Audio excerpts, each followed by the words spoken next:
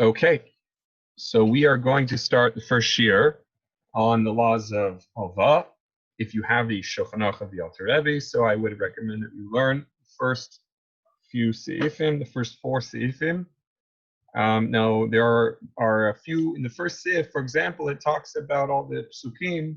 One of them is in context of the Shemitah, and one of them is in the context, don't withhold the loan from him as the Shemitah approaches. And it brings actually a pasuk where we see the obligation of lending. One pasuk is in kesef talva es ami es ha'ani imach. If money you shall loan my nation, okay, es ha'ani, the poor, imach, with you. So from there we learn out a lot of different halachas from each word in the wording of the pasuk. For example, when it says im, the question is im is literally in Hebrew translate aleph mem is translated as if. So I might think if you want you can lend but you don't have to. Comes along the pasuk and says no, that's not the meaning. In this context, when it says if you will lend, really it means im means you must.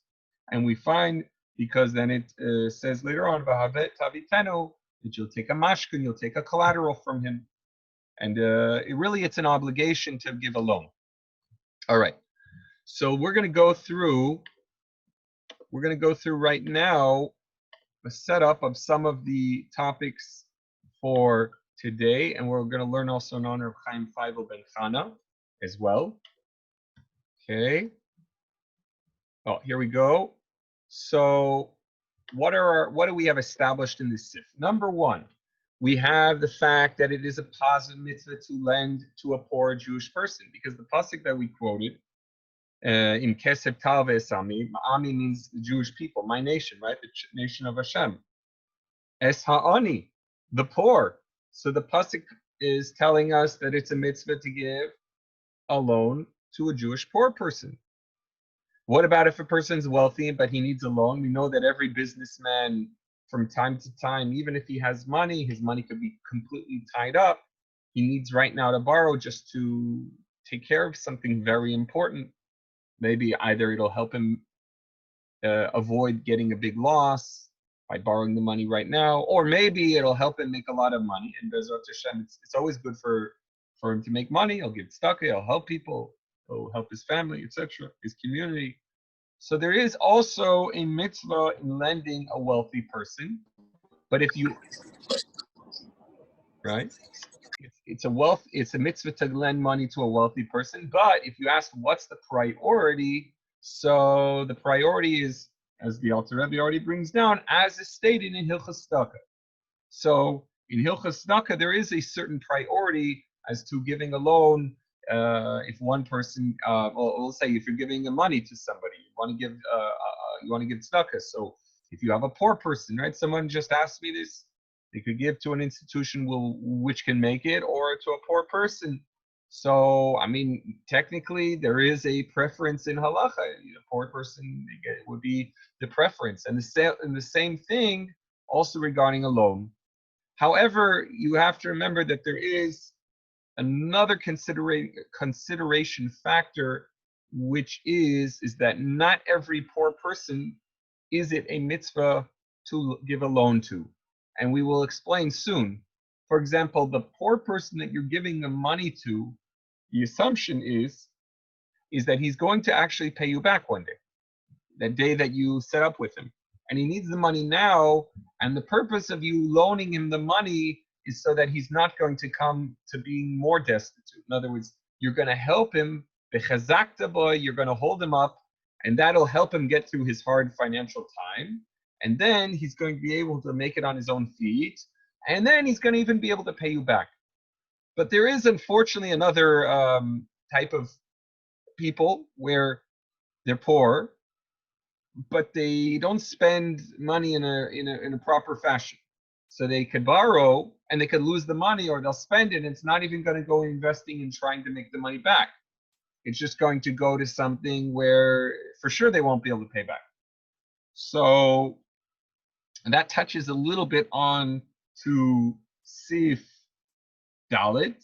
right? It's a little bit touching on the fourth sif, where there it does talk about how a person who has the money, you can't, you can't give it to him. I'm sorry, he can't withhold it. But in the poskim, they elaborate on this concept a bit more.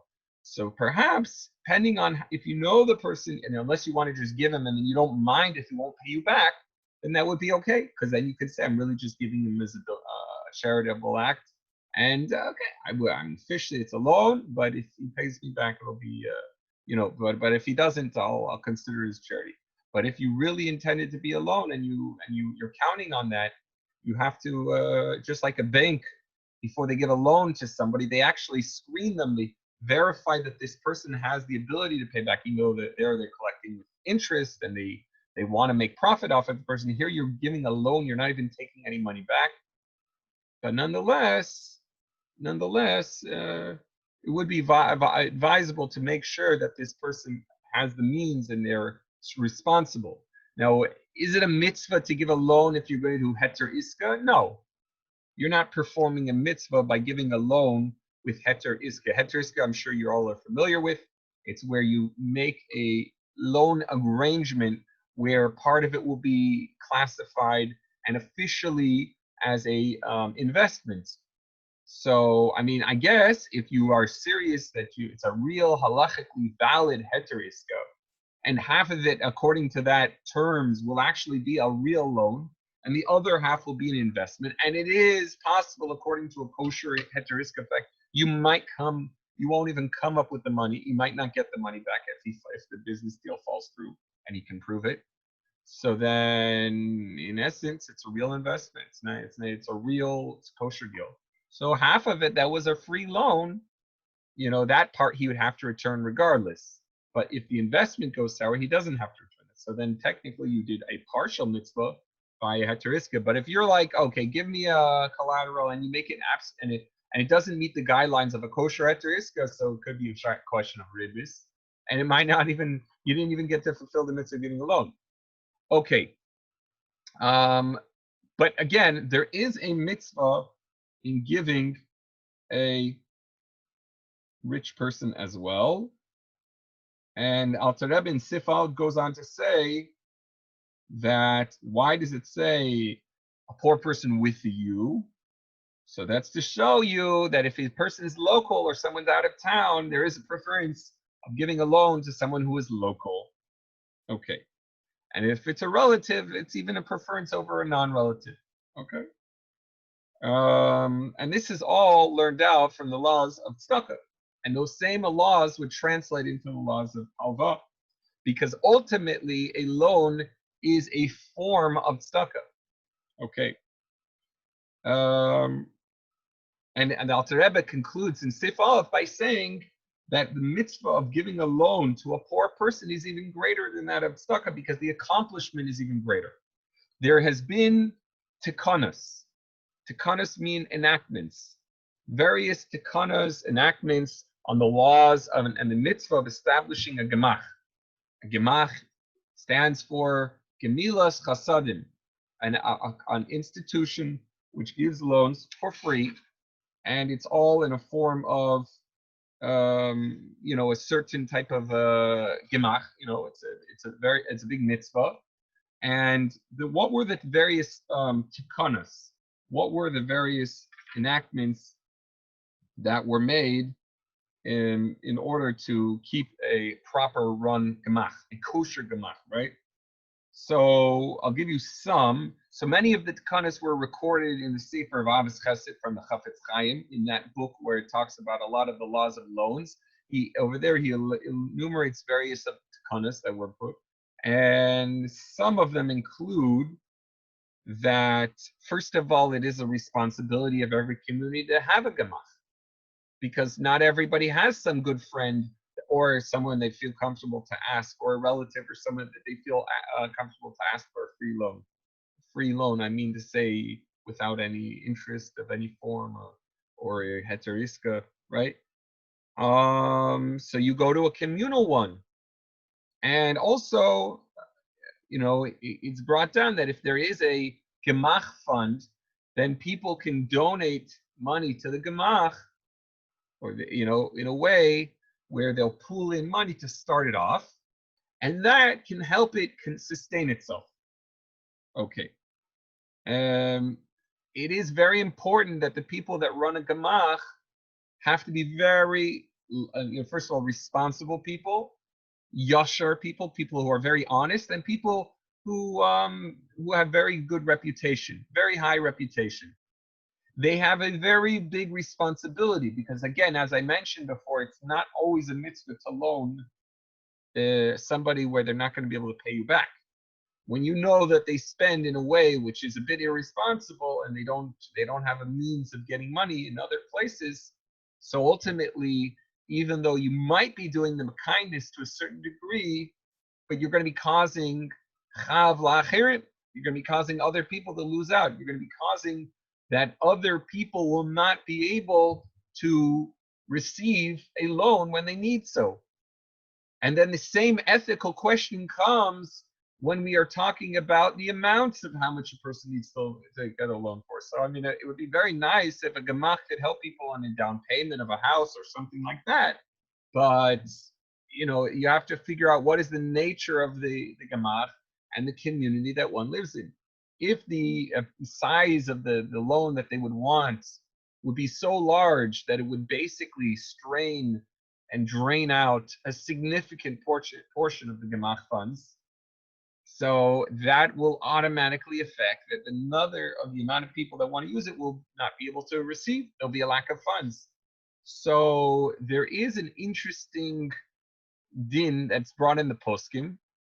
I saw in the Pischei Choshen that there is, and this is actually learned out from a din in the Alter Rebbe's Tanya, and that is the following question: what is a greater mitzvah? To give $18 through 18 times, like 18 single dollar bills, and you give them over the same amount, whatever, or 18, whatever, or to give it all in one shot? No. So what is the answer? What does the Alter Rebbe say in Geras, I believe it's the Geras HaKodesh, Geras HaTshuva, or Geras HaKodesh? Anyone remember the answer? You all know that it's better lefi aroy v'maiseh, right? The actions, the amount of extra amounts of giving is even superior because every time you give, you do another mitzvah. And the Alter Rebbe brings that's the view of the Rambam. Hakol lefi aroy v'maiseh. The more you give, the more actions of giving is better. And so too says the poskim that if you can give small loans, but to many people, that would be a greater mitzvah than to give one large loan to a single person or to only two people. But again, you have to see what the nature of the loan is for. So of course, as we said, the ani comes before the usher if you're asking in preference to who to give to, provided that they both are responsible and they will both be giving back and they'll both be in a responsible fashion. But nonetheless, of course, the ani is the preference as well here in this case. So that's a cheshbon. That's one of the calculations that whoever's running the gemach, first of all, in Hilchos Halvah, it says, you try to have 3 people involved. So in the cheshbonis, in the calculations, that they have maybe one person and then 2 people who are overlooking stuff to make sure that nothing's getting under-accounted or over-accounted. Rabbi. Yeah. How are you? I always had a question regarding that. I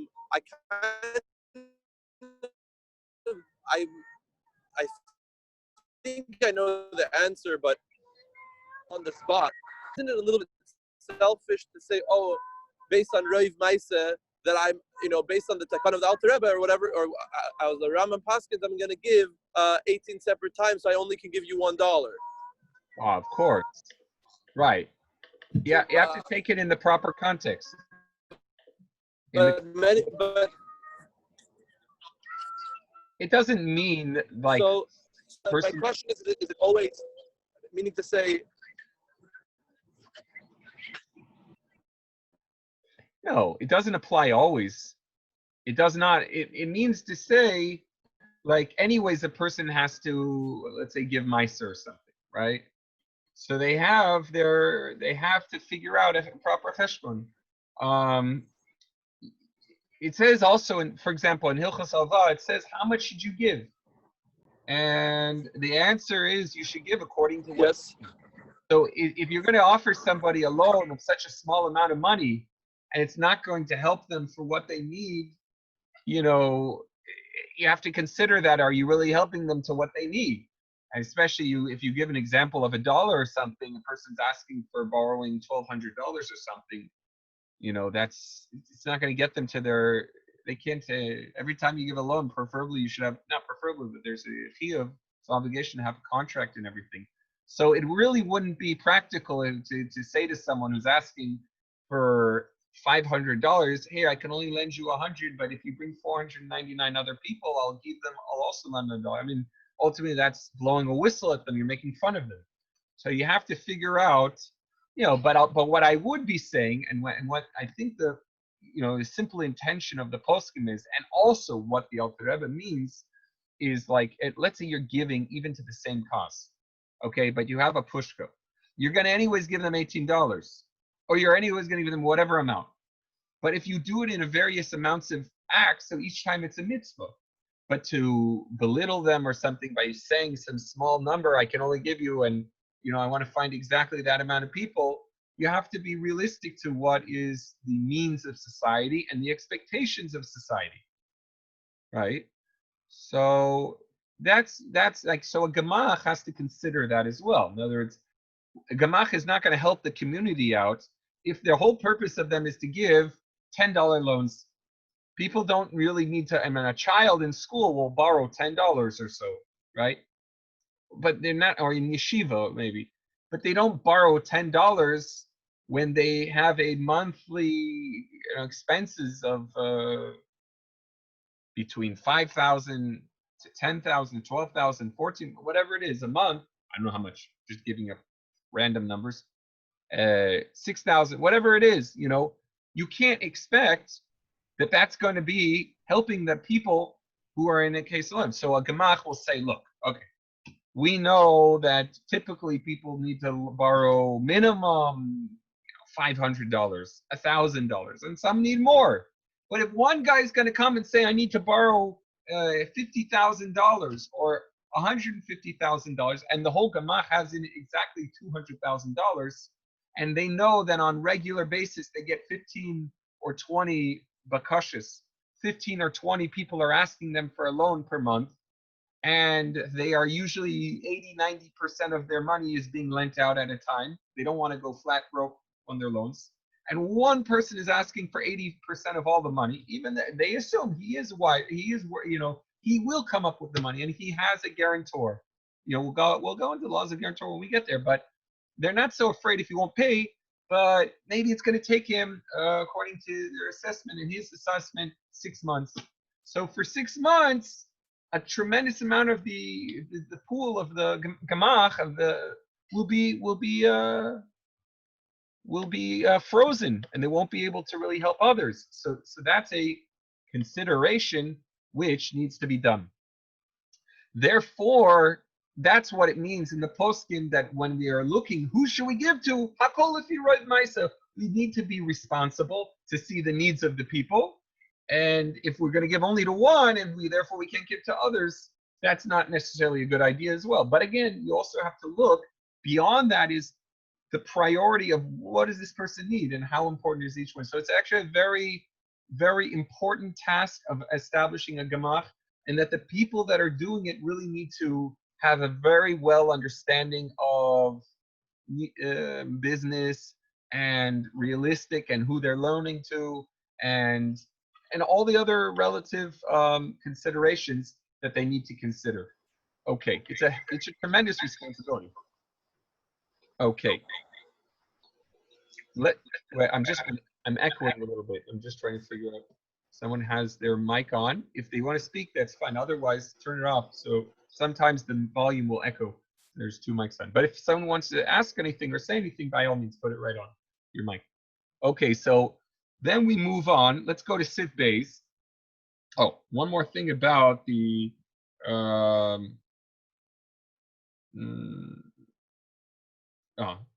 so another one, the Aves Chesed, the Chafetz Chaim writes about regarding Gemachim.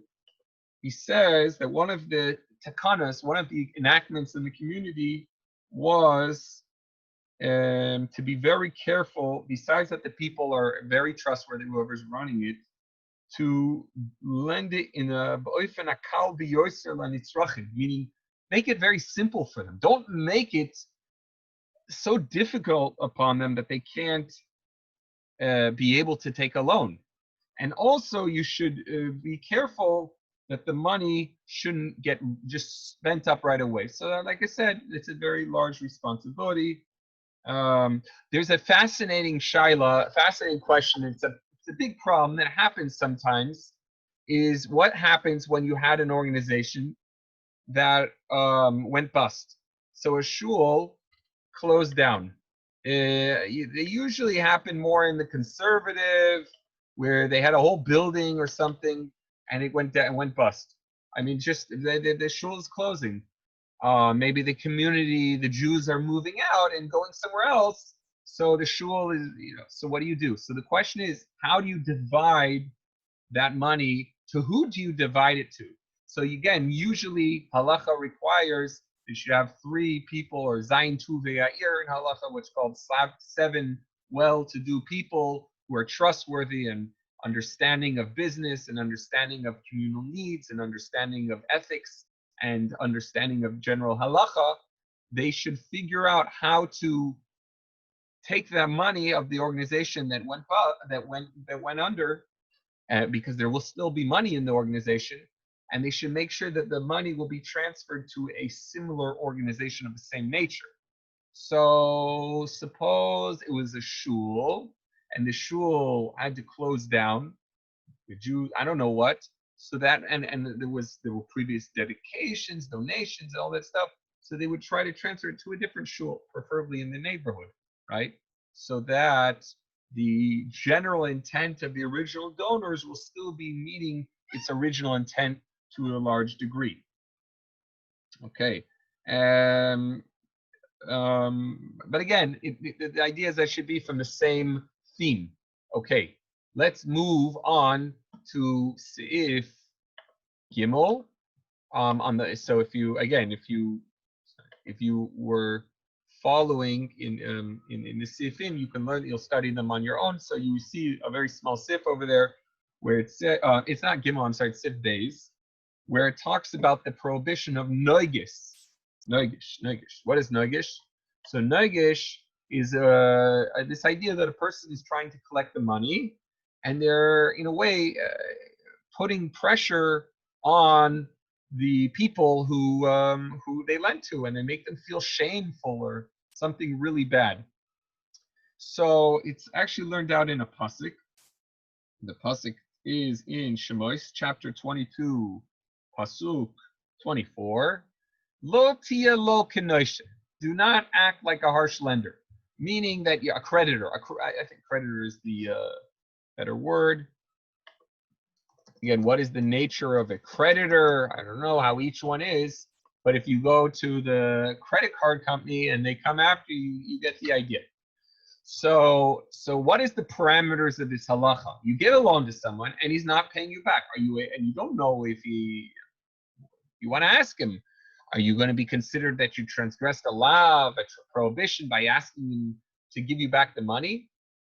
So, especially if time is going by. So in halacha beis, it's very clear over there that the prohibition is only if you know that he does not have available money, or movable assets. You understand? 2 points. You have to know that he doesn't have any money or movable assets. Therefore, according to that, it would be very rare that it would even be possible that if you lent money to someone, you lent someone $500, $1,000 or something, it would be very rare to assume even more money, that they don't have money. Therefore, there is no prohibition involved, because as long as you don't know that they certainly don't have the money, there's no prohibition. The prohibition is when you absolutely know that he doesn't have the money and you're still going to go after him. And believe it or not, as the Alter Rebbe says, it's not only if you certainly know he doesn't have money if he has assets, then still you would be allowed to go after him.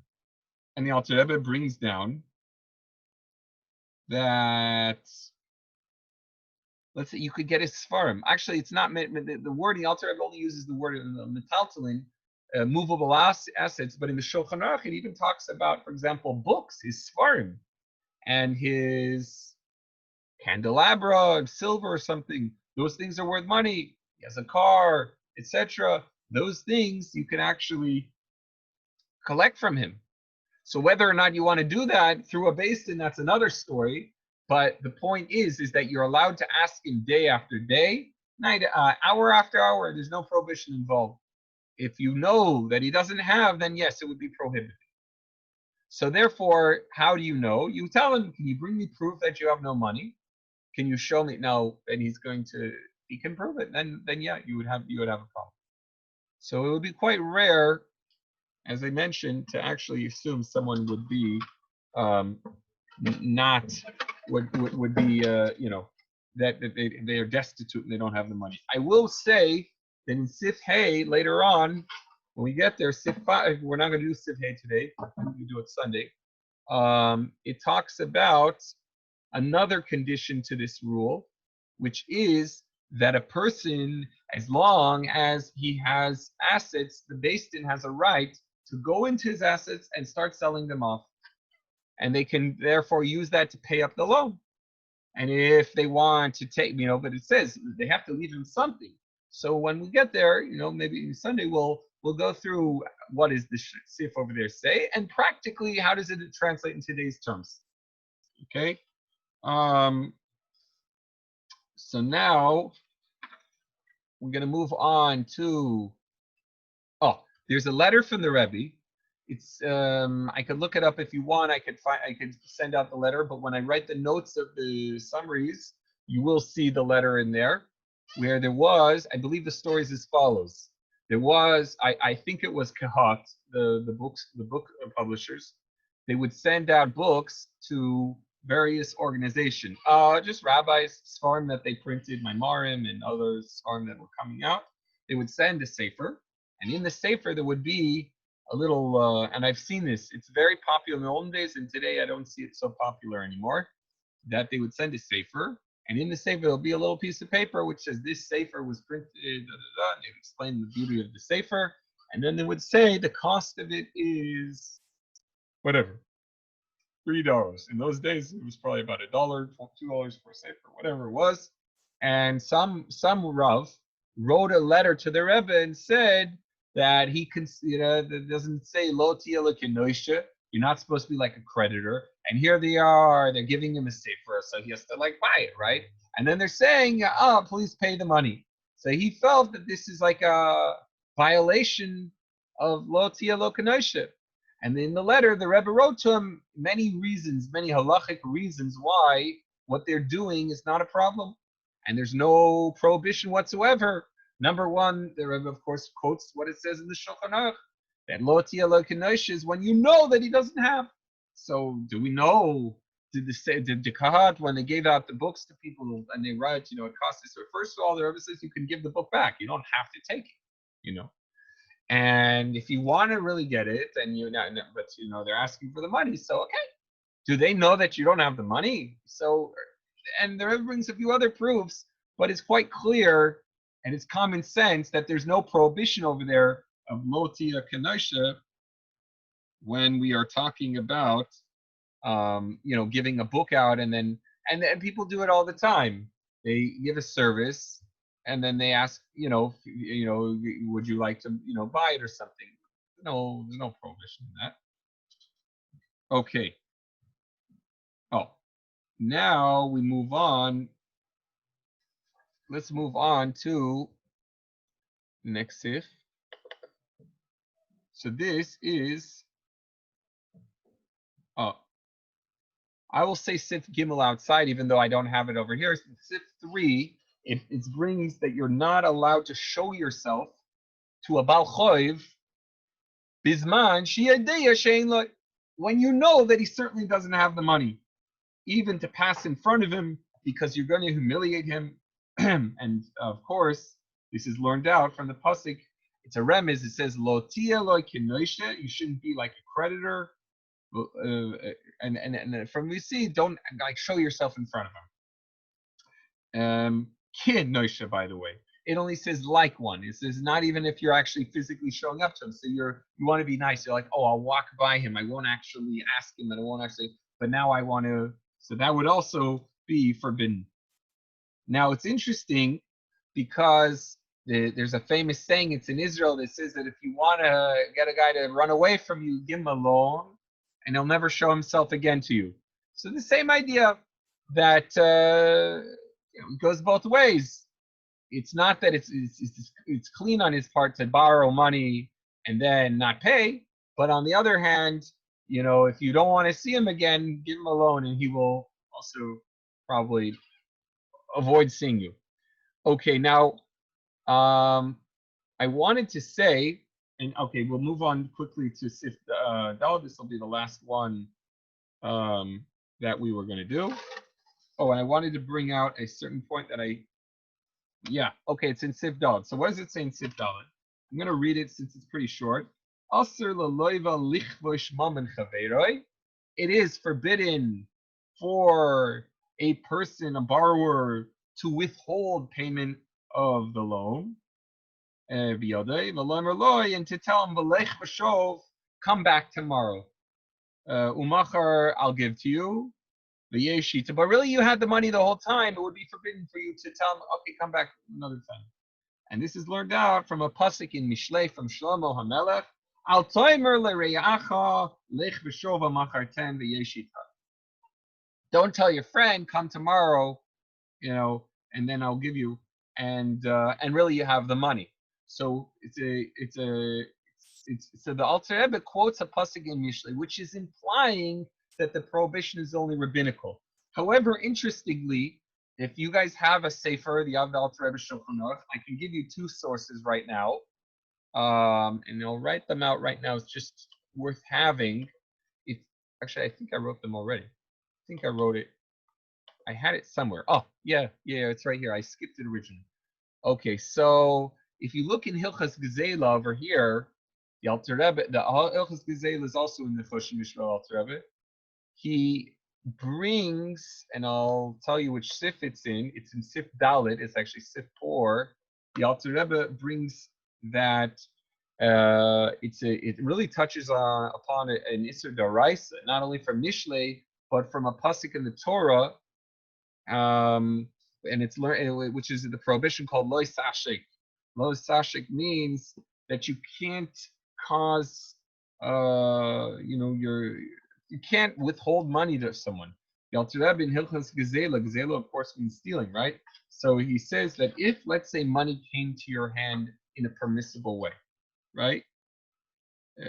So let's say you owe him money because he was renting you something, or he lent you money. So whatever it is, you're getting something, you have to pay him back, right?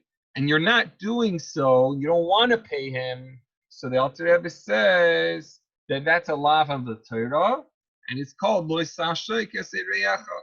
Don't withhold from your friend. So it was a very big ethical question when it came with the coronavirus. People, whether they're paying rent for their home, for a place or something, and then came this thing where people got really stuck in a hole. A lot of them lost their jobs, or their jobs were frozen, or the parnasa was frozen for some time. And it's a serious question of Makkah Medina, where everybody gets hurt by it. And right before the corona, everybody was paying top price, the highest. The markets were on an all-time high, and homes, everything was very expensive. So now, I've spoken to many people who are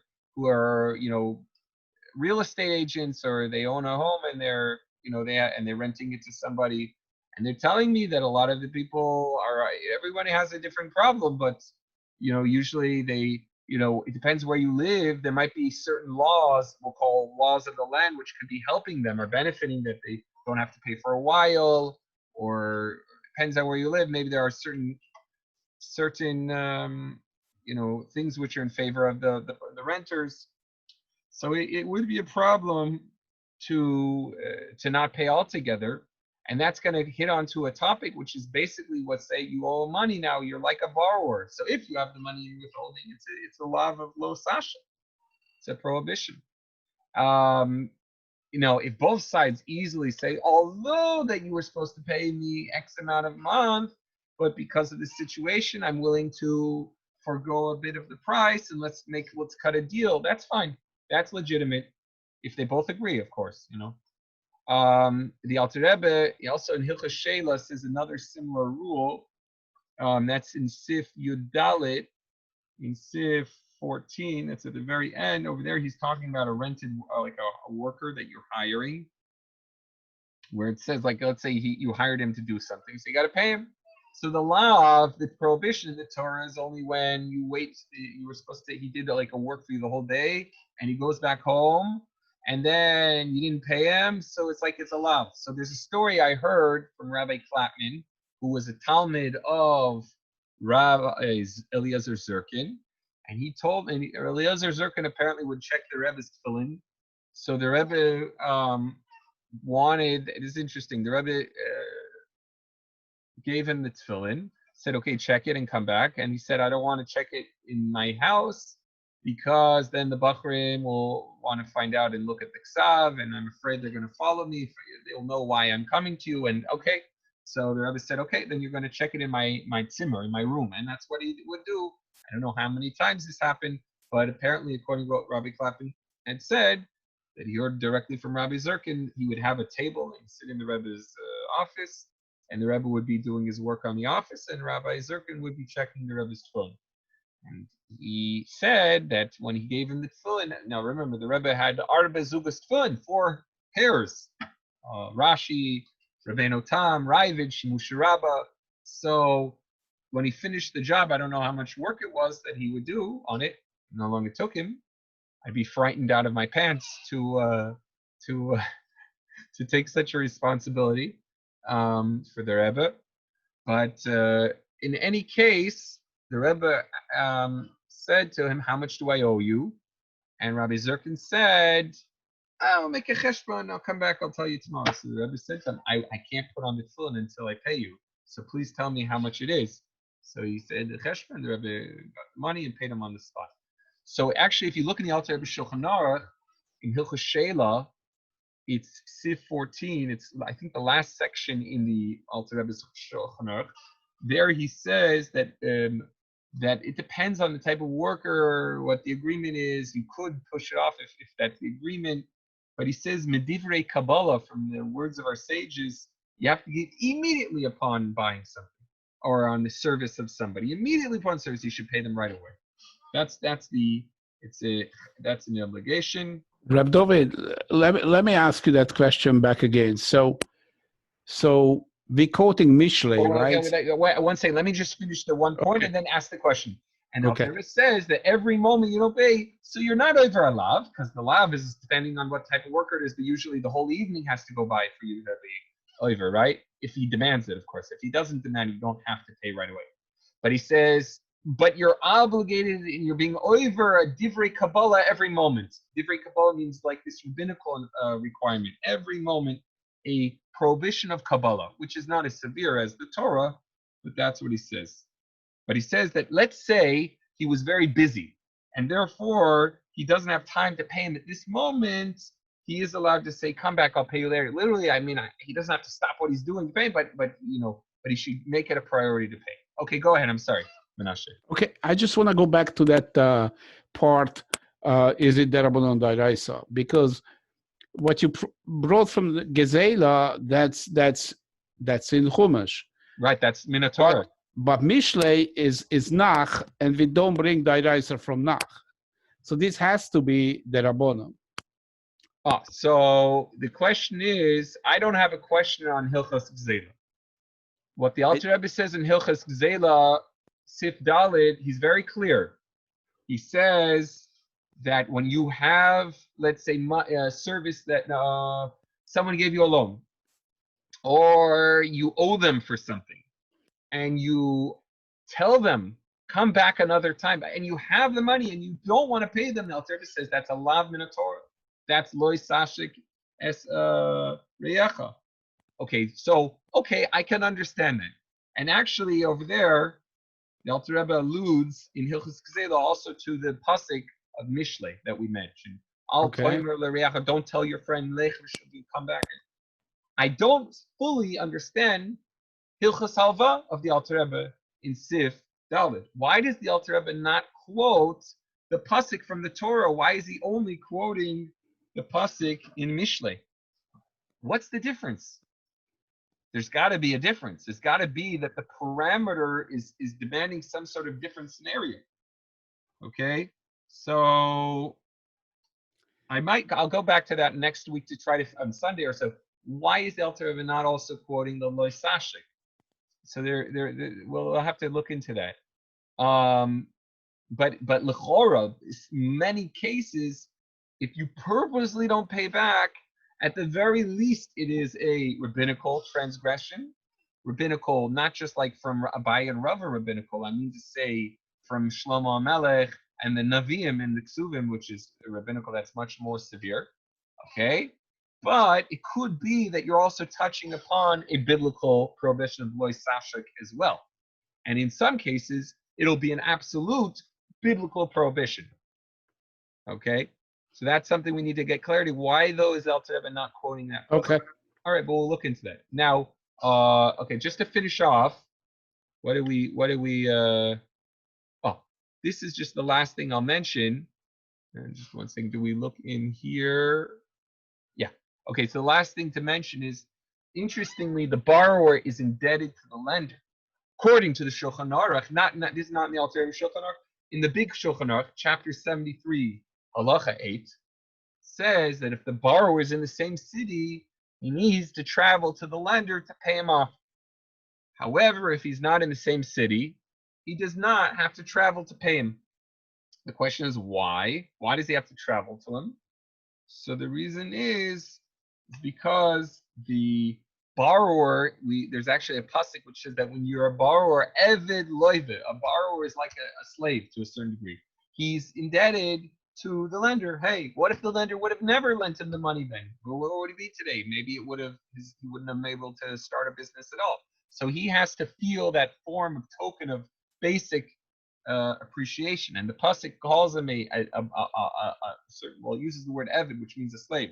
So that means that he has to make it his priority and say, well, look, if you want your money, come and take it. You want your money, come to me. If he's in the same city, no, you have to go to him.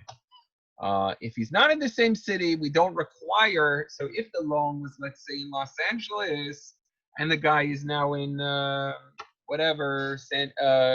Santa Monica, technically that's a different city. Again, it might be interesting how the halakha was written time before automobiles and all that stuff, but nonetheless, we'll just say as in the lashon of the Shulchan, he's in a different city. So then, if the loan took place in your city, you don't have to go to him to give the money. You can have him send a messenger or whatever. But if it was that he's in your city, you have to make it a point of going to him to pay the money. So we see the delicate issues regarding the sensitivity involved. In summation, we went through, the purpose of the gemach. We went through the general outline of the mitzvah. We went through the prohibition of loyalty not to act as a creditor. At least that's only when you know absolutely doesn't have money. Next week we'll also go and elaborate on this a bit more. We went and compared and contrasted between the Alter Rebbe and Sif Dalet about the rabbinical prohibition when you withhold money, and we compared that to two other contexts where Alter Rebbe talks about Hilchos Halvah and brings actually a lav of that's a lav of Torah itself. And we brought Hilchos She'ela. There it talks about when you have a rabbinical obligation to pay someone immediately, divrei Kabbalah at the very least, and that's even miyad, immediately, okay? And of course, we talked about how the borrower should go to him and pay him up, and not vice versa, if it's in the same time when it took place. All right, so I will follow up with an email, and you'll get the link of the recording if you'd like. And I will send written summaries, but it will be not right away, but it will for sure be before the first quiz. You'll have a good amount of stuff. And I'll also send out in the communications what Sifim you should be learning and be ready for the next time. And we'll be able to keep a certain Seder. All right? So, Perfect. Shukla. Are you going to send out the PowerPoint? Thank you very much. Sure. I could send if you want. I could just send. Yeah, sure. The PowerPoint is very good. Okay, I'll I do love that. I agree. The PowerPoint is great. If we can have like summaries of it. Yeah, well, I to can review. PowerPoint, no problem. That I can send. Perfect. I can send that. That's nothing. But Thank you very much. eventually I'll put them which pages of summaries. So that will be done as a separate thing. Rabbi, did you mention when you want to have the next year? I assume I'll try to have Sunday and Wednesday. Sunday is usually 1 hour, and Wednesday will be shorter. Unless certain weeks it can't do it twice. But generally, I'll try to make it twice a week. Is what's everybody else is on the West Coast? Maybe Yeah. not everyone. No, I might have one or two others. I'm saying, is this 5 o'clock slot firm for you, or are you flexible? I guess